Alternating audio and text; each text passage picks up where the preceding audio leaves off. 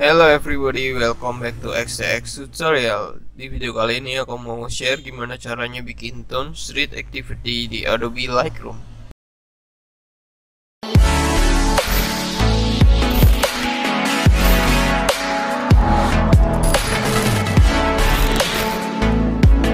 Nah, sebelum melanjutkan video ini, jangan lupa untuk klik tombol subscribe terlebih dahulu.